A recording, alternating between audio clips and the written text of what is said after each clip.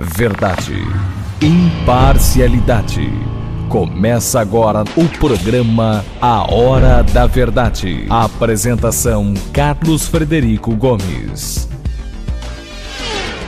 Olá, amigos assinantes, estamos iniciando mais um programa A Hora da Verdade na sua TV Mais, canal 15 da Multiplay, e na sua TV Litoral, canal 5 da NET. O assunto dessa semana, não poderia ser outro, foi o julgamento do presidente Lula em segunda instância. Foi marcado para o dia 24 de janeiro, agora de 2018, logo depois das festas de Natal e Réveillon. Teremos o julgamento do presidente Lula no dia 24. Até aí está tudo bem. Eu tinha um comentário pronto para falar sobre isso. Só que quando eu vinha para cá, para gravar esse programa, a gente foi surpreendido com a declaração do Zé Disseu. O Zé Disseu foi preso no Mensalão e puxou cadeia no Mensalão, e depois essa lei frouxa brasileira, ele já estava praticamente inocentado, já a pena dele já estava extinta no Mensalão, só que quando foram ver, ele estava envolvido até o talo no Petrolão. O Mensalão foi ideia dele, o Petrolão ele participou ativamente. E foi condenado novamente, continuou preso, agora está em casa, né? Com o tornozeleiro em casa, fazendo festa. Toda semana ele faz uma. E agora ele disse o seguinte: o ministro Zé Disseu conclamou a militantes e petistas a instituir o dia, em 24 de janeiro, o dia da revolta. O Tribunal Federal Regional da 4ª Região marcou o julgamento do ex-presidente Lula da Silva no caso do Triplex para esta data. Em mensagem, Disseu afirmou nesta quarta-feira que a hora é de ação e não de palavras. Bom que vem agora, presta atenção. Na mensagem, Disseu sugere que se transforme em energia a fúria e revolta, a indignação e mesmo o ódio do povo. Ele sugere ainda que seja criado o Comitê de Defesa de Lula para, em suas palavras, desmascarar e combater a fraude jurídica e o golpe político. Preste atenção como funciona as coisas no nosso país. Esse cidadão, ele é corrupto mó, provado, declarado. É um desses canalhas que assaltou a República Brasileira. Ele incita o povo a ter ódio contra uma decisão de um tribunal superior, federal, sem saber nem qual é a decisão. Essa decisão pode até inocentar, não dizem que o Lula é inocente, eu não sei como diz que ele é inocente, pode inocentá-lo, como inocentar ou uma decisão anterior inocentou o Vacari de um processo, né? O outro, a pena dele aumentou, dobraram a pena, mas de outro processo ele foi completamente inocentado, porque existia materialidade, inexistia materialidade de prova, não tinha prova material que comprovasse a acusação e a condenação do Vacari, e na segunda instância ele foi absolvido. Ninguém sabe o que vai acontecer. Eu já ando revoltado, indignado com o meu país por um seguinte fato. Não é por isso que está acontecendo, tá certo? O que houve o roubo, que houve aparelhamento do Estado, que essa diretoria da Petrobras foi colocada lá para fazer caixa, para roubar, está tudo provado.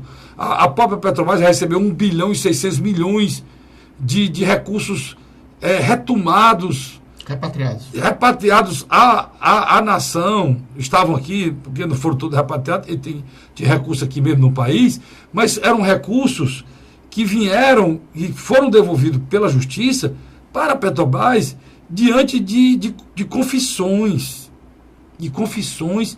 e termos de ajuste de conduta e termos de leniência feito entre empresas que roubaram o erário e roubaram a Petrobras e a Justiça. Então, é impressionante. Lá no Japão, uma criatura como o Zé Disseu, ela tinha se suicidado em público, porque ele teria agravado a família. Ele seria uma vergonha nacional. E lá a moral, os bons costumes, a honestidade tem algum valor. Aqui não, aqui se rouba, se assalta, se assalta o erário público, se retira recursos da educação, da saúde, se faz bandalheira de todo tipo, e ainda se conclama o povo para se revoltar contra a justiça. É o caso do Zé Disseu. A minha revolta, o que eu estava preparado para falar, era em relação à eleição de 2018. Porque eu estou torcendo que o Lula não seja condenado, que o Lula vá para as eleições e que o povo brasileiro diga: presidente Lula, o senhor fez muito pelo Brasil, mas o senhor não tinha o direito de nos enganar, de nos fazer de palhaço, de nos iludibriar e de montar uma quadrilha para destruir e explorar esse país. Por isso, presidente Lula, nós não votaremos no senhor, o senhor não será presidente de novo.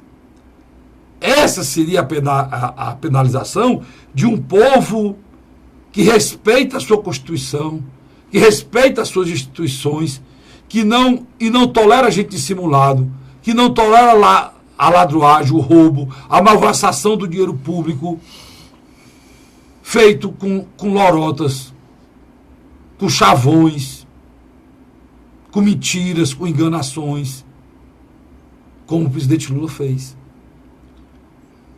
Eu estou revoltado com a população brasileira, porque o presidente Lula hoje lidera as pesquisas com o dobro de intenção de voto do segundo colocado.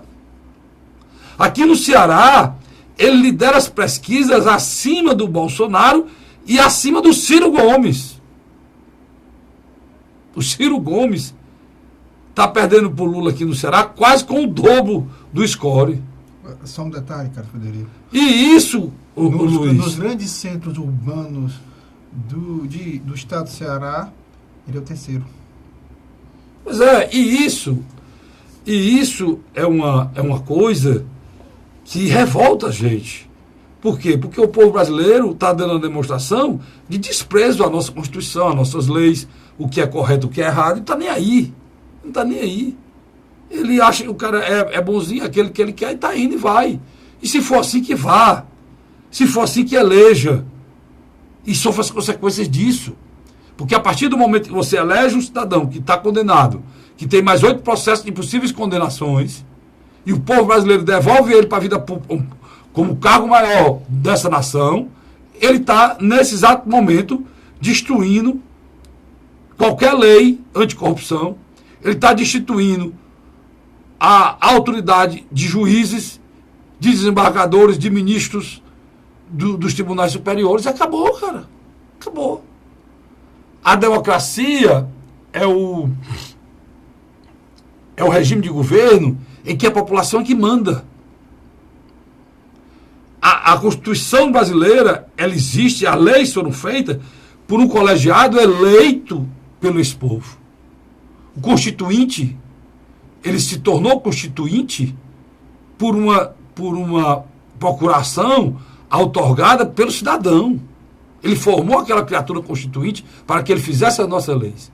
Esse mesmo cidadão, quando um membro desse país incorre em erros, em roubo, em fraudes, em canalice, durante governos inteiros, durante 3 governos, e é condenado e processado várias vezes, e esse mesmo povo, em cima de tudo que está acontecendo, o reconduz a presidir esse mesmo país, todo esse arcabouço jurídico, todas as instituições morreram, se acabaram.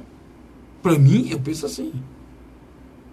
E aí você tem que criar outro arcabouço jurídico, outra Constituição, que permita que um político faça o que ele quiser fazer com o Estado. Use o Estado da maneira que ele quiser usar. Para beneficiar amigos, parentes, enriquecer companheiros e companheiras, e pronto, acabou-se. E eu acho engraçado que tem algumas pessoas que estaticamente pensam o seguinte, Luiz: não, se você for contra o Lula, você não pode ser a favor do PT, não pode ser a favor do Camilo, você não pode ser a favor do Paulo Paim. Isso não existe não, meninos. Isso não existe não. O PT não é o Lula não, apesar de todo mundo achar que é. Né? O PT, existem figuras do PT que são... O Lula é o que é e se respeita e virou essa fama porque o povo está dando essa possibilidade dele voltar de novo. Porque a população brasileira está longe de ser uma população politizada. O que Lula fez de bom, todos nós sabemos. Eu, pelo menos, falo aqui abertamente. Mas o que ele fez de ruim, todos nós sabemos, nós temos que falar também abertamente. O que ele fez de bom, tá claro. Universalização da energia. No Nordeste, a implantação de milhões de cisternas de placa, possibilitando que o povo beba água de qualidade. A possibilidade da população pobre poder ir para a universidade, a criação de várias universidades, a criação de institutos Para uma transposição, São Francisco. Instituto de ensino superior, institutos de ensino médio. A transposição do Rio São Francisco. Nessa área também, apesar de não ter terminado, mas ele iniciou. Né? Mas coisas concretas que foram feitas, como um salário mínimo ir para $300, tudo foi coisa boa que foi feito. O Bolsa Família, né? O Bolsa Família, que era uma coisa miúda e ficou hoje para milhões de brasileiros. O Ceará hoje tem 1 milhão de pessoas, 1 milhão de famílias que dependem do Bolsa Família. A aposentadoria do homem do campo. Isso já veio do governo federal, mas e foi melhorado porque o homem do campo passou a ganhar aposentadoria com a institucionalização do salário mínimo. Exatamente. E isso foi fundamental. O próprio salário mínimo. O próprio salário mínimo, o próprio aposentadoria ser vinculado ao salário mínimo, não deixando que o aposentado ganhe menos que um salário, são coisas que foram solidificadas no governo Lula. Muito boa, excelente. Mas junto com isso veio muito roubo, veio muito esquema, veio muita esculhambação, veio aparelhamento do Estado, veio desmoralização e veio a crise que o Brasil mergulhou, justamente consequência de todo esse desvio, essa esculhambação de recursos públicos do Estado brasileiro em responsabilidade para reeleger a Dilma. E irresponsabilidade de novo para que a Dilma fosse eleita e depois fosse reeleita. Então, isso não... O erro... Se o Lula tivesse terminado o governo dele se recolhido, hoje era imbatível. Eu mesmo estava fazendo campanha como Rafi já pedi voto para ele. Agora você não dá para pedir voto para uma pessoa que disse que combatia a corrupção, era o maior corrupto desse país. E mangava do povo brasileiro. Uma pessoa que fala em pobreza e miséria e quando vai sentar numa mesa, só toma vinho de R$25 mil. Só toma cachaça de R$250 no mínimo, um litro. Só toma uísque de 4 mil, de 5 mil, de 7 mil reais. São pessoas que falam na pobreza, na defesa do pobre, e não convive com eles. Quando convive, é botando chapéu de couro, andando no jumento do sertão, fazendo papel os outros de besta. O convívio deles é com o Emílio Odebrecht, o convívio dele é com o Léo Pires da OAS, o convívio dele é com o Henrique Batista, o convívio dele era com os irmãos Batista. Esse era o convívio. Agora, e usar Luiz, usar a fragilidade, a dificuldade, a pobreza do povo brasileiro para fazer politicagem barata, peraí, cara. Tudo bem. Se faz tudo isso, mas não é um prisioneiro, mas o povo brasileiro pegar uma pessoa condenada pela justiça e recolocar no cargo máximo desse país, que é a presidência da República, para ser chefe do Estado brasileiro, isso aí, meu irmão, eu rezo todo dia, Luiz, quero a sua opinião agora, terminei meu comentário, rezo todo dia, mas todo dia mesmo, para que o Lula não seja canonado em segunda instância, certo? E ele seja candidato, junto com os outros candidatos, e o povo brasileiro dê uma demonstração de maturidade e diga, presidente, Lula, com o que o senhor fez, o senhor não pode dirigir esse país.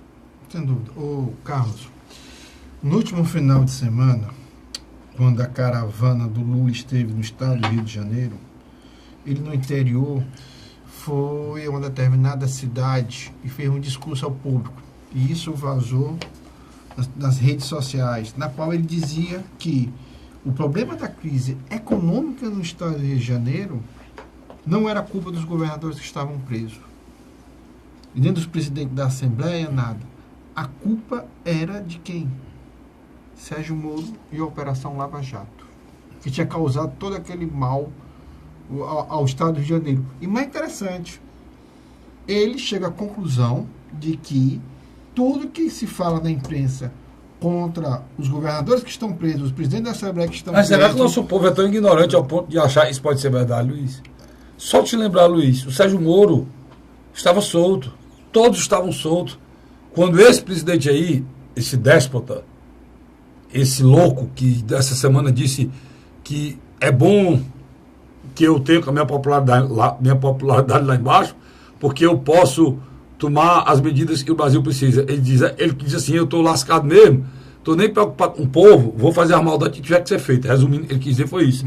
Esse Michel Temer, esse louco transferiu dinheiro para que milhões para fazer balcão de negócio. Não, milhões no ano passado para o Rio de Janeiro sobreviver. Porque no ano passado, no final do ano passado, antes não tinha condição de sobreviver, essas carnes estavam tudo soltas ainda, macho. Tava boa parte. A crise econômica que o Rio de Janeiro começou a sofrer foi no governo Dilma. Exatamente. No segundo governo, esse louco, desse outro louco, desse imbecil, desse Lula, se esquece que o povo carioca não recebeu o 13º de 2016. Não é o de 2017, não. Em 2016 está para receber. E que tem salário atrasado em 2016 ainda. E mesmo se o cara receber, está endividado.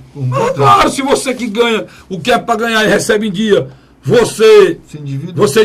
Você imagina um cara para 5 meses. Olha, tem um amigo meu trabalhando na televisão. Se o cara for para pagar no dia 5, pagar no dia 10, no dia 15, ele já está morrendo. Só dá um tiro na cabeça. Porque você imagina um cara que está atrasado 2 meses, 3 meses, 4 meses, 5 meses, recebe 13º. Sem dúvida.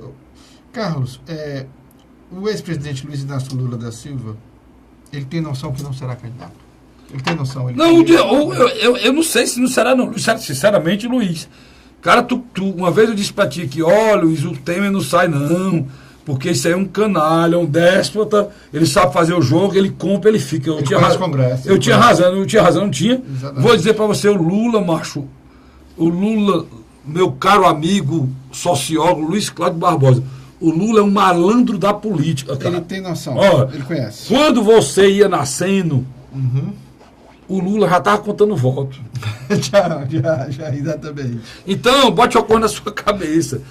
O Lula quer somente a brecha de ser candidato. Ele pode ser candidato sob júdice. Sem dúvida, ele trabalha com essa perspectiva. E esse negócio está marcado dia 24 de janeiro. Ele vai recorrer até para o Satanás, até para o assessor do Satanás no inferno. Ele vai recorrer, mas ele não. Se for julgado, eles não vão prendê-lo, ele vai conseguir. Você vai ver. Vai ver. Porque já estou dizendo aqui, se ele for preso, o Brasil vai entrar aqui no fora. Nós criamos a figura dos intocáveis nesse país, cara. A Lava Jato, o governo, a Lava Jato, a Justiça, ela não tem moral, sabe por quê, Luiz? Por que ela não tem moral? Porque a mesma podridão. Não, a mesma onda, o mesmo movimento de asepsia, de limpeza que estão fazendo no Congresso Nacional. Porque vocês dizem assim, não limparam para paz esse Congresso aí, você vai ver a renovação. A coisa mais difícil do mundo é se o deputado federal voltar. Feito por quê? Pela Justiça. A Justiça prendeu. Hoje tinha 2 deputados, o Congresso Nacional, 2 deputados de Tocantins, com a Polícia Federal nos calços dele, dentro da Câmara Federal. O político virou um marginal, Luiz. Um deputado, senador virou um marginal. Um prefeito virou um marginal. Não é preso por causa do fórum. Agora foi preso essa semana aqui no Ceará, lá em Paracuru, prefeito, filho de prefeito, empresário. Quer dizer, irmão, eu estou querendo dizer que a classe política já foi destruída. Já foi destruída. E onde é que eu estou querendo chegar? Se esse movimento de limpeza do Legislativo e do Executivo que está acontecendo for pro judiciário, não chegar no Judiciário, nós não fizemos nada. Porque a esculhambação do Judiciário é igual ou pior. É pior do que a dos dois. O Judiciário que hoje condena e prende é o mesmo Judiciário que o juiz Bretas. O juiz Bretas... Um homem sério. É um homem sério, tu diz, não é um homem sério? É um homem sério. Sabe o que ele fez? Ontem, ele foi participar do programa do Pedro Bial, rapaz. Como é que chama aqueles programas nos Estados Unidos? Talk show, Esses programas, eles são uma mistura de programa de entrevista e piadinha, molecagem. Dizendo que ele e o Sérgio Cabral provocaram lá, porque o Vasco, ele é vascaíno, ia torcer pro Flamengo chegar na final, chegando, foi campeão sul-americano, pro Vasco ter uma vaga, não sei o quê. Quer dizer, se desmoraliza sem motivo, Luiz. Você acha que ele não tem a postura do Não é postura de juiz, não, cara. O próprio Sérgio Moro exagerou. Exagerou com homenagem, com conversa, com bate-papo, se antecedendo as decisões. A justiça precisa ser sóbria. Ela está decidindo a vida dos outros. Ela está prendendo, destruindo reputações, destruindo famílias. Sérgio Cabral é o maior ladrão desse país. É o maior vagabundo desse país. Mas ele tem filho. Tem pai, tem mãe. O pai, e que era um homem sério, um poeta respeitado lá, um poeta, jornalista, né? Jornalista, poeta, Sérgio Cabral, mesmo nome dele, morreu já, né, Luiz? Não, tá com mal de Parkinson. Mal de Parkinson, graças a Deus. Mas um juiz, ele tem que entender, cara, que ele não pode brincar de ser juiz. Exige o quê? Exige que a justiça brasileira tenha sobriedade quando você tem o Gilmar Mendes, o Supremo Tribunal Federal, e afasta o nome daquele dali, você fica dizendo que justiça. As baratas que eu digo. Que justiça é essa? As baratas que eu digo. Como é que você pode viver num país, falando em passar um país a limpo, se você faz uma piada dessa? É verdade. Que não é uma piada, é uma verdade. É verdade. A sujeira das baratas, ele solta as baratas. Prender as baratas, ele solta. Carlos. Quer dizer, porque os caras são. Eles praticamente dão a linha, olha, eu sou aqui, eu tô do lado do cara aqui, tô aqui no casamento dele, sou padrinho do casamento dele, eu vou salvar ele, é tudo direcionado, Luiz. Aí você não tem, sabe o quê? Aquele espírito cívico de que justiça está sendo feita. O presidente Donald Trump talvez perca um mandato se for comprovado que a Rússia o ajudou eleitoralmente. É claro, foi interferência. Uma interferência de outro país, um país que... Quer dizer, ele não vai ser porque ele roubou, porque ele usou as estatais, não. Você vê a diferença da justiça americana para a nossa, né, rapaz? Por isso é que o povo brasileiro não acredita em justiça, por isso que vai ser despolarizado, por isso que o povo brasileiro está dizendo que vai votar no Lula de novo. Agora, eu vou deixar no ar, para a gente falando no Trump, eu vou deixar no ar aqui. Nós precisamos ter muita fé, pedir a Deus. Eu sou homem católico, cristão, acredito em Jesus, acredito em Deus. Você tem que pedir muito a Deus, eu tenho que pedir, para que a gente consiga suportar o Temer até o final do ano e vem. E que Deus nos dê paciência e muita resistência para aguentar o Trump por mais 3 anos. Aí em relação à humanidade. Eu acho que isso dificilmente se aí em relação à humanidade, porque é outro que pode. Por que é que eu estou dizendo isso? Eu estou dizendo isso, todos os dois são frutos de erros eleitorais. E a eleição é próximo ano. Nos Estados Unidos é mais grave que aqui no Brasil, que o erro do eleitor americano atingiu o mundo todo. Tem um bocado de gente que ia viajar para Israel, para o Oriente Médio. Não, para ir para Jerusalém. Quem no sonho vê o túmulo que Jesus foi enterrado? E no sonho? Quem no sonha? No sonho no Santo Sepulcro, e lá aonde Jesus passou, topar na mesma pedra que Jesus pisou, né? Entrar no túmulo e colocar. E no sonho, quem é que pode mais? Uma declaração imbecil até os próprios muçulmanos que têm locais sagrados lá em Jerusalém também estão evitando de ir porque a situação... Uma declaração imbecil de um louco tocou fogo num barril que estava, pelo menos, a pólvora estava quente, mas não estava pegando fogo. Ele tocou fogo no barril. Mas por quê? Porque ele é um louco, imbecil, colocado lá através do voto. Então, é preciso ter muito cuidado com isso. Nós estamos fazendo a nossa parte aqui, para que você preste atenção o que é que você vai fazer no próximo ano, no seu voto. Eu vou para um rápido intervalo e volto já explicando por quê. Vou dizer por quê. O que é que pode acontecer se o Lula for eleito? Eu vou dizer já. Não sai daí não. A gente volta já. A Hora da Verdade.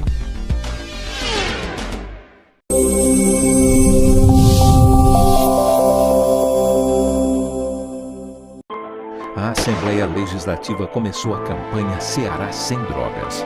A discussão vai ser levada para todo o estado, prevenindo a população e buscando soluções para resolver o problema. Participe da campanha. Juntos ficamos mais fortes para combater essa verdadeira tragédia que destrói famílias, futuro e muitas vezes a própria vida. Ceará sem drogas, uma luta de todos nós. Assembleia Legislativa do Estado do Ceará. José de Arimanteia, Uruoca. Acordo 8 horas, 9 horas, aí carrego o carro e vou lá pegar água. Aí sai distribuindo os comércios. Estrada dessa, ó, para gosto de você andar, ó. Você não gasta pneu, tem economia no bolso e anda rápido. Sertanejo pega uma estrada boa, fica feliz, fica contente. Assim como o trecho que liga Uruoca a Martinópole, o governo do Ceará está fazendo mais de 1.000 quilômetros de estradas mais importantes da vida de muita gente. Governo do Ceará.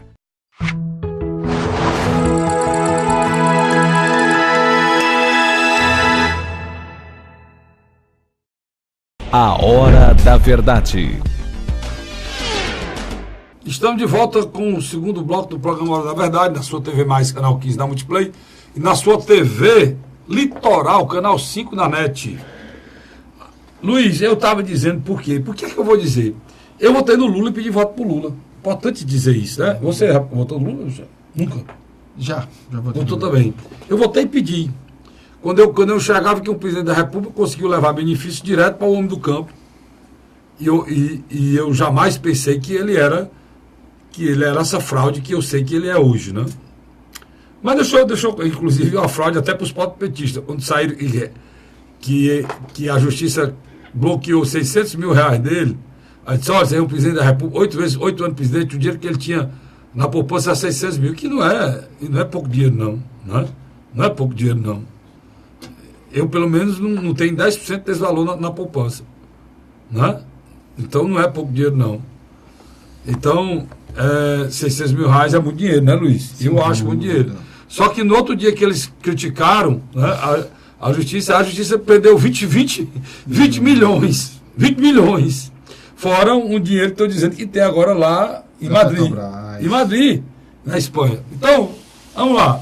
Dia dos caças. Se você começar a fazer os cálculos. Carlos. Eu não estou querendo entrar nisso, eu só quero botar uma coisa para você discutir. Luiz, o senhor Lula sendo eleito, ele negou um bocado de coisa que está posta aí. Ele disse que não tem que ter reforma, ele disse que a lei trabalhista não é para ter, ele disse um bocado de coisa, ele disse que o governo não é para ter ajuste fiscal, né? Reforma da Previdência é para ter, não do jeito que foi feito. Reforma trabalhista era para haver, não da maneira que foi feito. Reforma tributária tem que haver, só que não foi feito. Então tem um bocado de coisa que esse governo, esse déspota desse presidente fez, de forma cruel com o povo brasileiro, que era para ter sido muito menor. Por exemplo, a reforma trabalhista é um projeto da FIEX, ou da Fiesp, feito com o texto da Fiesp, da Federação da Indústria de São Paulo, do jeito que ele saiu de lá, com os técnicos da Federação das Indústrias de São Paulo, ele foi para o Congresso e foi votado do jeito que estava, porque o próprio presidente Michel Temer exigiu isso, lembra? Lembro, sim. Exigiu que fosse votado daquele jeito, para passar logo, e depois ele fazia uma medida provisória mudando, e não mudou nada. O que é que eu estou querendo dizer? O presidente Lula vai pegar um governo dizendo que tem que fazer vai ser eleito dizendo que tem que fazer um bocado de bondade num país quebrado, Luiz. E já foi quebrado por ele. E depois disso ele tem um problema. Ele vai terminar de dividir o país. Se o país estava dividido entre coxinhas e mortadela, ele vai se apartar mais ainda. E o ódio vai aumentar. E a política vai ser muito mais criminalizada. E vai iniciar uma guerra da justiça e de Ministério Público e de tribunais contra o presidente Lula. Você acha ou não isso pode acontecer? Sem dúvida. Primeira coisa, eu acredito que o Tribunal Regional Federal, com sede no Porto Alegre, a quarta turma, eu acredito que eles vão seguir o que o Moro havia feito na primeira instância. Não tenho a menor dúvida. Não acho que o Supremo agora vai tentar mudar a percepção dela, que a partir do momento em que a pessoa é julgada na segunda instância, literalmente encerrou. No caso, o Lula vai ser enquadrado na ficha limpa. Você sabe que esse julgamento vai ser revisto agora, né? Vai ser revisto. Mas eu acho que é uma pressão popular muito grande. O Luiz está querendo dizer o seguinte: a última decisão foi de 5-5 um voto de Minerva aí da presidente, e foi concretizado isso, que quem for condenado de segunda instância vai para a cadeia. não é mais necessário transitar de julgado. A partir da segunda instância vai para a cadeia. No caso, se isso for preservado, porque está na pauta do Supremo Tribunal Federal para ser votado agora, daqui uns dias, que essa decisão pode ser revista. Se essa decisão não for revista, for mantida, se o Lula foi condenado em 24 de janeiro, além de ficar inelegível, porque a lei das fichas limpas diz que para a pessoa ficar inelegível precisa ser condenado por um colegiado, e no caso será por um colegiado da 4ª turma do Tribunal Federal lá no Rio Grande do Sul. Se isso acontecer, além de ficar inelegível, ele poderá ser preso, não é isso? Você está querendo dizer? Exatamente. Quer dizer, tem esses fatores negativos contra ele. O Instituto Paraná Pesquisas fez uma série, nos estados, uma série de consulta eleitoral. O que aconteceu? Um exemplo, no estado do Paraná. No estado do Paraná, como tem um candidato da região, do estado, que é Álvaro Dias, o mesmo está em primeiro lugar. Mas, em seguida, vem Bolsonaro e depois Lula. Em São Paulo, esse mesmo instituto também fez uma consulta. É interessante, Carlos Frederico. Você tem um governador que governa há quase 20 anos. Quando eu falo 20 anos, não só ele, mas o grupo que o cerca, de Geraldo Alckmin. No entanto, ele só tem 24% dos votos válidos. Bolsonaro tem 20% e o Lula tem 19%. Só que há um detalhe aqui nessa análise que eu estou lhe fazendo. Qual? O Geraldo Alckmin só ganha de Bolsonaro e de Lula, especificamente, porque ele tem um apoio da grande maioria das pessoas de ensino médio. Desculpa, de ensino fundamental. E as pessoas de baixa renda. Quando que você sabe que São Paulo hoje tem muitas políticas de distribuição de renda, né? Como uma tentativa de neutralizar na outrora o poder do Lula e o Dilma no governo federal com as suas políticas públicas naquele estado. Então ele fez políticas correspondentes à distribuição de recursos. O que acontece? Quando você vai para um eleitorado de ensino médio, ensino superior, os jovens entre 16 e 44 anos, adivinha quem é que está na frente? Jair Messias Bolsonaro, com 25% dos votos. Seu candidato. O Lula e o Alckmin não chegam a fazer 20%. Aonde que eu quero chegar especificamente? Quando a população é mais bem informada, tem acesso, consegue compreender o que está acontecendo nas questões macropolíticas, eles são a favor ou contra a Operação Lava Jato? Mas o problema, Luiz, e não vota só essa pessoa. Não, eu estou dizendo para você. E vota todo mundo, né? E aí a esquerda foi incompetente para passar na época do impeachment o que realmente aconteceu, né? Que por trás do impeachment estava um movimento da banca internacional para tomar o país, vender o país. Foi incompetente para dizer. Totalmente incompetente para dizer. E esse é o grande erro da esquerda brasileira. A população como um todo, não enxerga, e a Globo, que faz uma apologia à seriedade, ao combate à corrupção, é incapaz de mostrar a real situação que um país necessita em termos de respeito às suas decisões judiciais para a população. Só briga pelos interesses dela, que o interesse dela agora era tirar o Michel Temer e botar o Rodrigo Maia, e não conseguiu, tá aí. Já está começando, se você o cara avalia bem isso, ela está começando a tirar o foco do Michel, está começando a aceitar, né, o fato, e está trabalhando para 2018, né? Eleger um candidato dela. Isso, mas ela está trabalhando para 2018, já puxando agora, já dando um apoio ao governo. Por exemplo, a reforma da Previdência, a Globo está dando apoio total. Tributária que vem também. A reforma tributária também, porque é interesse dela, né?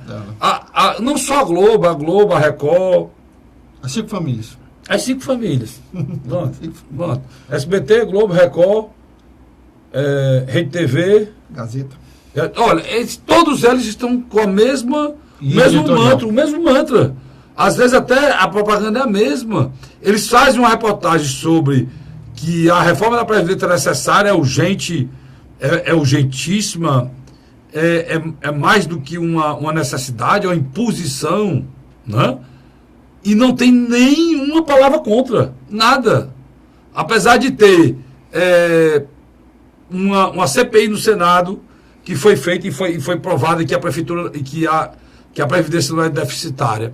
Apesar de os próprios membros das federações das indústrias são os principais responsáveis pelo rombo da Previdência, porque eles descontam o dinheiro do trabalhador, no contra-cheque do trabalhador, e não repassam para a Previdência, esperando os famosos refis e os perdões, e por aí vai. E a gente vê essa molecada, essa mentira, tomando conta do país, falando e tem que formar uma Previdência igual há 7 anos, que a Previdência é mesmo. Tanto para o funcionário público, mas falam em mudar salário, a vagabundagem lá do Executivo fala em mudar salário, não cortaram nem o salário deles quando a decisão é deles, de cortar super salários. Está aí a questão dos juízes, a base do Temer não vota na Câmara uma decisão já do Senado. Uma lei votada no Senado. Está lá para a base da Câmara votar e eles não votam. Que aqui acaba definitivamente com essa possibilidade de um juiz ganhar 500 mil reais, como a gente botou aqui. Aquele juiz lá daquela cidade. A Câmara não vota, porque a base do Senado, a base do governo não deixa votar. E uma lei votada do Senado está lá. Terminou, foi votada no início do ano passado, no início desse ano, até hoje, está lá. Na Câmara não é votada. Inclusive, criando um problema sério, né, na estrutura do Legislativo brasileiro, que ele é bicameral. Mas o Senado agora... É uma Câmara com duas... ele é bicameral, ele tem a Câmara Federal, que representa a população, o cidadão, e tem o Senado que representa os estados, já que nós fazemos parte de uma federação. Mas eu quero lembrar que uma coisa que vinha aprovada na Câmara, chegar no Senado e foi emendada, no Senado, ele volta para a Câmara para ser aprovado novamente. É para lá a final da Câmara. E tem muita coisa que está chegando no Senado um dia antes, um dia depois, um dia antes para terminar. Se não for votado, perde a validade, é coisa importante para o país, e a Câmara está fazendo isso de propósito, para anular o Senado. O Senado está virando uma espécie de carimbador, não é, das decisões da Câmara, de forma errada. Total. Então o sistema bicameral brasileiro vive até isso nós estamos vivendo. E as pessoas não têm consciência do que nós estamos acontecendo. Inclusive, eu vi uma manifestação do presidente do Senado dizendo que no próximo ano ele não vai aceitar, não irá aceitar a continuação desse expediente. Né? O que foi que eles fizeram agora? A medida provisória que instituiu a renegociação da dívida dos agricultores nordestinos, ela tem um prazo a terminar agora em dezembro. Só que foi feita a medida provisória, Luiz, prorrogando esse prazo, porque o Banco do Brasil não mandou para as pessoas que elas tinham que ir lá, ou o Banco Nordeste, para mudar. Então tem muita gente que não sabe disso. Sabe o que aconteceu? A Câmara deixou caducar a medida provisória. Você tem uma ideia, né? Carlinhos, deixa eu... Você vê a falta de responsabilidade desse Congresso e está aí. Deixa eu só interromper. Pelo Instituto Paraná Pesquisas, tanto no estado do Paraná, São Paulo e Goiás, quando se faz a pesquisa direcionada à Presidência da República, quando você retira o nome de Lula, adivinha quem é que está disparando? Marina Silva. É interessante isso. Semana passada tu disse que era o Ciro. Não, mas nesses três específicos, a Marina, porque como é uma região sul, sudeste e centro-oeste, tá certo? É um voto que teoricamente pertencia aos candidatos do PSDB. Luiz, vamos... Então o que acontece? Quando o eleitor que lá é minoria, do PT do Lula, fica sem uma referência, ela não vai nem quando se coloca o nome de Jacques Wagner, ex-governador e ex-ministro, ex-governador da Bahia, e nem Fernando Haddad, ex-prefeito de São Paulo. O que acontece? A Marina cresce. E isso é um fato. O Ciro também cresce, uma proporção menor. Não chega a dobrar como ela faz, ela literalmente dobra. Já tem mais uma pessoa, você está dizendo, já tem mais um candidato que pode receber esse espólio da retirada da candidatura do Lula. São dois, na minha avaliação. Eu acho que a Marina Silva é beneficiada, principalmente na região sul, sudeste e centro-oeste. O Ciro, na minha avaliação, é o principal beneficiado na região nordeste e talvez região norte. Mas uma coisa é certa, nessas confusões que o Lula se meteu durante essa semana, eu notei um detalhe importantíssimo. Ciro, literalmente, dessa vez, não saiu nem em defesa do Lula e do Partido dos Trabalhadores e começa a se deslocar. Ele está aguardando a decisão, né? Ele está aguardando, ele vai ser beneficiário e ao mesmo tempo não quer se envolver, porque se ele se envolver, pode haver lá na frente um entreveiro entre os dois sendo candidato e vai ficar desmoralizado. Mas o discurso do Ciro, agora, no início desse final de semana, me chamou a atenção. Ele acha que está certo, a celeridade do processo tem que acontecer. Mas já que tu colocou esse nome aqui na mesa, da Marina, o Ciro a gente fala toda semana, é importante te ressaltar uma coisa, eu vou ressaltar isso aqui. A Marina Silva, dos candidatos que foram colocados até agora, com certeza é a mais honesta, o melhor caráter e a história de vida mais bonita. Eu não sei se caráter, dignidade e história de vida dá voto nesse país. Eu acho que não. Mas, pelo momento de fragilidade e descrença do povo brasileiro, eu acho que deveria. O critério pré-estabelecido pelo eleitor deveria ser o quê? Honestidade, probidade e uma história de vida decente. Por quê? Porque isso é pré-requisito constitucional, irmão. Tudo isso está dito lá para quem quiser ser candidato, Luiz. Sem dúvida. Só que a lei é morta, porque está no papel, mas não foi regulamentado de forma como foi a lei da ficha limpa. O que está na lei da ficha limpa está colocado na Constituição de forma clara, que uma pessoa, para ter um mandato de qualquer cargo, não é só presidente da República, tem que ser pessoas honestas, ilibadas. Tá? Então, pronto. Então, isso é pré-requisito para qualquer cargo. Imagine para presidente da República. E hoje, dos candidatos que tem aí, quem tem essa notoriedade de seriedade, não tem uma mácula, Marina Silva. É uma menina que nasceu na pobreza, filha de cearense, foi morar lá no Acre, morando na zona rural de Sirigrau. Depois, a mãe lavava roupa para sobreviver, depois ela virou empregada doméstica. Contaminada pelo mercúrio. Foi contaminada pelo mercúrio e tem problemas gravíssimos até hoje. Mas foi empregada doméstica e quando empregada doméstica, ela estudava. Tem 2 formaturas. É respeitada a nível internacional, em qualquer congresso que ela chegue em relação ao meio ambiente.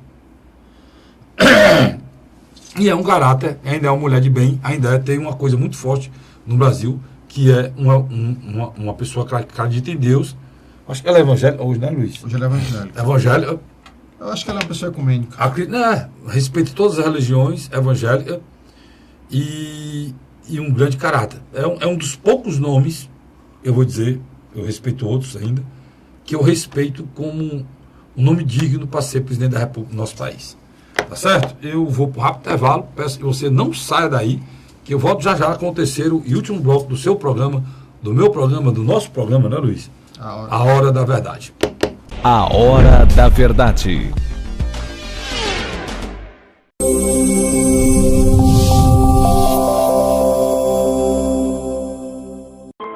A Assembleia Legislativa começou a campanha Ceará Sem Drogas.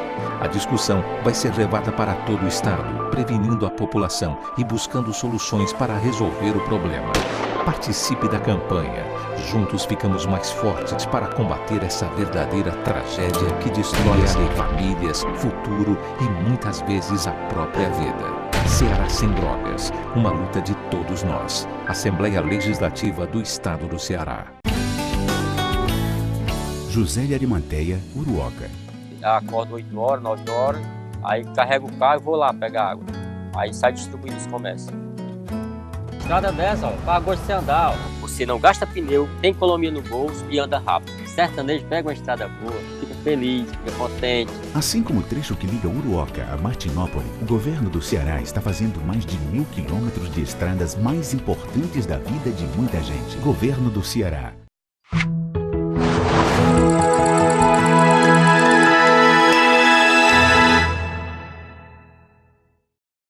A Hora da Verdade. Estamos de volta agora com o terceiro e último bloco do seu programa A Hora da Verdade, na sua TV Mais, canal 15 da Multiplay, e na sua TV Litoral, canal 5 da NET, certo? Estou aqui com meu amigo Luiz Cláudio, hoje todo ripado, cabelo todo ajeitado, e vai Fazer exame. todo pronto. Fazer exame. Meu companheiro Luiz Cláudio, eu estava vendo aqui, ia pegar até o Piscilone para ler direito, e vou ler aqui. Eu pedi para o Luiz ler, mas eu leio melhor. Eu vou ler aqui sobre. E o Luiz não acreditou nisso aqui, não. Eu acabei de dizer para ele, antes de começar o programa, que eu não acredito muito nesse negócio de justiça, não, que pode não ser. Olha aqui, Luiz. O mesmo tribunal que vai julgar o Lula, dia 24. Da Regional Federal decidiu nesta quarta-feira, passada agora, conceder a habeas corpus parcial aos empresários Jorge Sadala, né? Eu chamo Salada. Machiste Granha de Melo Filho e o ex-presidente do DE do Rio, Henrique Ribeiro. Os três foram presos na Operação Setes-Fim. No mês passado, o tribunal decidiu que os três não poderão se ausentar do país e devem comparecer a cada 2 meses de juízo. Estão tudo soltos. Estão tudo soltos. O juiz federais mantiveram apenas a prisão de Lineu Castilho Martins, ex-assessor de Ribeiro no DET. Mantiveram a prisão do mais fraco, que era assessor do diretor. Os outros empresários pesados, talvez eles pobres não tinham dinheiro, né, Luiz? Mas diga aí. Quem não se lembra, foi um evento em que o Sérgio Cabral foi no final de 2009, final do seu primeiro mandato, em Paris, aonde o garotinho... Eles botaram tudo guardanapo na cabeça, fizeram a farra dos guardanapos no hotel, mó zorra do mundo, matar de vergonha um povo brasileiro, um bando mal educado. Além de ser mal educados, são prosmícuos e além da prosmicuidade, Luiz, ainda são malandros e vagabundos e assaltantes. É, né? Um dos esquemas da qual o Sérgio Cabral alimentava uma rede. E esse que eu estou mostrando aqui não é político não, pessoal. Estou falando de político não, estou falando de empresário. Isso são empresários, né? São empresários, né? Na grande realidade, o que acontece no Rio não é tão diferente do que acontece no Brasil, não. Mas lá foi de uma forma exacerbada, né, Luiz? Sem dúvida, mas também não chega a literalmente ser tão diferente do que acontece no Brasil, não. Carlinhos, durante essa semana, eu passeando pelo meu Facebook, estava lá o senador Eunício de Oliveira, junto com o governador Camilo Santana, em Brasília, comemorando a vinda de recursos para o hospital de Quixeramobim. É um fato já essa reunião. Não é reunião que eu falo, não é uma reunião em pessoa, não. É uma união que está acontecendo pela segunda vez, né? É uma reunião. Está acontecendo pela segunda vez essa união desses dois grupos, PMDB e PT e agora o PDT, né? Antes era o PSB, está voltando a montar a chapa que houve outrora, né? Eu tenho a seguinte visão sociológica política desse processo. O Camilo montou 2 núcleos. O núcleo político é com o ex-governador Cid Gomes. Tem o controle da maioria dos deputados estaduais, tem a presidência da Assembleia, tem a vice-governadora. Do outro lado, Camilo montou um novo núcleo administrativo econômico, Esse funciona diretamente em parceria com o governo federal. A figura que faz, junto com o Camilo, esse processo, agora definitivamente é o senador Eunício de Oliveira. Vejo lá na frente só um problema, querendo ou não, a candidatura de Ciro Gomes à presidência da República, se deslocando cada vez mais distante do Lula e do PT em alguns aspectos, questionando as alianças do ex-presidente Lula com o PMDB, se tornar um entrave à união de Camilo e Eunício. Eu vejo esse problema. Mas, no geral, existem esses dois núcleos, ou polos, convivendo dentro de um mesmo governo.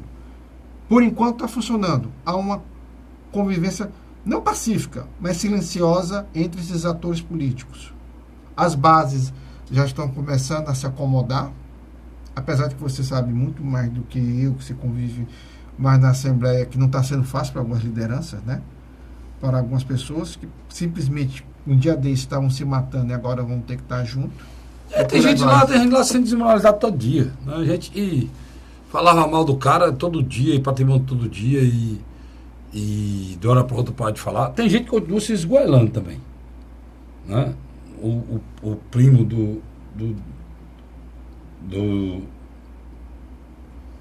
do ex-presidente da Assembleia, Domingos Filho, o Odilon Aguiar, continua lá se esgoelando. Eu acho que vai perder a voz de tanto grito. E tem mais, ele desmoraliza o poder como um todo, né? Essa semana ele foi em cima do poder, inclusive teve reação de vários deputados, né? Em relação às coisas que ele falou lá, porque ele pediu visto na matéria nas comissões, não deram visto, e ele tinha o direito de recorrer para o plenário, e perder o plenário, se revoltou lá contra o regimento da casa, e esculhambou a casa, esculhambou tudo, né? Eu não sei. É um radicalismo, né? Eu não sei. Aí esse pessoal aí continua do mesmo jeito. Agora o pessoal do Eunício engrossava esse caldo, já saíram, né? Figuras do PMDB e na época do PP, do PMDB, que faziam parte desse caldo, estão fora. Muito pelo contrário, defendem o governo hoje, né? É uma tendência natural, né? É uma tendência natural. Então, do outro lado, quando você pega as forças de oposição, você também tem dois polos. Você tem um polo tradicional, de lideranças já comprovadas eleitoralmente, que é Tasso Gereissati e Lúcio Alcântara. Só que tem um detalhe. Desde 2006, essas duas lideranças não se sentam diretamente numa mesa. Só se sentam através de intermediários. Quem é? Roberto Pessoa e Luiz Ponte. Então, o que acontece? Só que nos últimos dias... Mas você fala liderança de voto, Luiz? Não, estou dizendo comprovadamente que já comparo cargos. Tudo bem. Você tem o Tasso e o Lúcio Alcântara. Você está falando um aí é do PR, que é o Roberto Pessoa, que hoje é vice-prefeito, né? Era prefeito de Maracanã, tem uma liderança em Maracanã muito, muito cristalizada, muito forte em Maracanã. Fora disso, não sei se você... Não, eu tô falando disso, não. O Luiz Pontes é um ex-senador da República, foi candidato a deputado estadual. Ex-presidente da Assembleia. Ex-presidente da Assembleia. Foi deputado federal. Foi deputado federal. Foi candidato, a última candidatura dele, ele perdeu a eleição para deputado estadual. Sem dúvida, eu também concordo com você. Aí, quem pode realmente conduzir, que é uma liderança em conteste nos últimos anos, nesse processo, comprovada pela quantidade de votos, chama-se Capitão Wagner. Sem dúvida. Que é o que tem de novo a oposição, Capitão Wagner, que perdeu a eleição por prefeito Roberto Cláudio, uma votação espetacular, e o próprio Tasso Gereissati. Só que colegas nossos estão todo dia em blog e coisa, colocando que os homens estão... E a gente não vê uma declaração do Tasso afirmando isso. Não, sem dúvida, nem do próprio Capitão Wagner. Apesar da tentativa de alimentar esse processo, concordo com você. O próprio Wagner e o Tasso entraram num processo de hibernação em relação a esse tema. Do outro lado, você também tem, da mesma oposição, duas lideranças que estão tentando crescer nesse processo. E todas as duas da mesma região do Inhamuns. O deputado federal Genésio Noronha e o deputado federal Domingos Neto. Panambu e Itauá. Exatamente. Eles estão tentando crescer, se impor na mesa de negociação. Quem ainda faz a oposição, são eles. Essa é a verdadeira oposição aí, são eles. O Domingos Neto da Câmara, falando mal do governador Camilo, que é uma coisa corriqueira todo dia. O O Genesias Noronha também, inclusive na propaganda do Solidariedade, criticou o governo do Estado em relação à violência. É um fato novo, né? Era quase e também o próprio, eu falei nesse instante, o Odilon, que é uma confusão toda a sessão da Assembleia, que ele puder fazer para votar contra, ele vota contra qualquer coisa. Mas deixa eu só me interromper. Ele não vota a favor de nada, ele vota contra qualquer coisa. Alguém disse para ele que a oposição tem que ser assim, não sei se é assim mesmo, né? Mas deixa eu só lhe interromper. Então você concorda para mim que tanto a situação hoje como a oposição são fatos novos. Há 45 dias a gente falava de um outro quadro sucessório. Não, o que pode surgir de diferente é se o Tasso resolver ser candidato, Luiz. Eu acredito que não. Se o Tasso não for candidato, vai haver disputa, claro, vai haver, mas a estrutura de poder. Pois, olha. Eu acho que houve um momento. Vamos ser bem claros aqui. Eu acho que houve um momento em que o Tasso, em função do processo lá de São Paulo, de Brasília, naquele embate que ele teve com Aécio Neves, eu acho que ele estava um pouco alterado. Então, o que aconteceu? Quando ele chegou no estado do Ceará, ele também se alterou. Mas eu acho que ele já voltou ao normal, no sentido de que voltou a fazer discurso moderado. Eu sinto que ele não tem vontade de ser candidato ao governo do estado pela 4ª vez. Eu acho que ele não tem vontade. Não, e seria altamente contraditório. Totalmente contraditório com o que ele fala, com o que eu admiro, com o que ele falou a vida dele. O senhor está da renovação política? Mas ele fala a vida toda em renovação política, mas o cara pode ser governador do estado 4 vezes, meu irmão. Pelo amor de Deus. O cara fala em renovação política, mas ele falou esse ano. E ele ser candidato com mais de 70 anos de idade, a 4ª vez a governar um estado, é uma coisa sem precedente. Aqui no estado do Ceará não tem precedente. Por exemplo, só tem ele que foi governador 3 vezes até agora. Verdade. Entendeu? Então, a pessoa dessa que se diz o homem da renovação desse jeito, não tem a mínima possibilidade. E eu só vejo possibilidade disso. Olha, o senador Eunício foi candidato na outra eleição. Vamos falar a verdade aqui, que o nome desse programa é da verdade. O senador Eunício é um homem rico. Milionário. Né? O senador Henrique declarou que geralmente as declarações são muito abaixo da verdade. Ele declarou na última declaração dele que ele tinha 100 milhões. O senador Eunício perdeu a eleição. E uma das coisas, dos motivos que foi, Luiz, foi dificuldade, inclusive, gente dizia que era dificuldade financeira. Sem dúvida. Como é que o capitão Wagner, como é que o presidente da Assembleia, não sei que ele seja milionário, eu não sei, né? Ou dois. Não. Pode fazer, não. Tem estrutura para fazer uma campanha? Não, mas doação de quem? Não. Você acha que esses empresários entram numa bola dividida? Uma bola dividida com o governo do Estado, uma estrutura com o presidente do Congresso Nacional, sendo candidato como é o Eunício, Ciro Gomes, que era presidente, o irmão que era senador, e não sei, eu tô só dizendo, estou falando a verdade, a avaliação correta que qualquer menino faz. Não sei o que estou fazendo, não. Qualquer menino faz. Que eu lamento. Porque o salutar, o ideal para a democracia é que haja concorrência. Né? Uhum. É que hajam 2 candidaturas que o povo tem direito de escolha.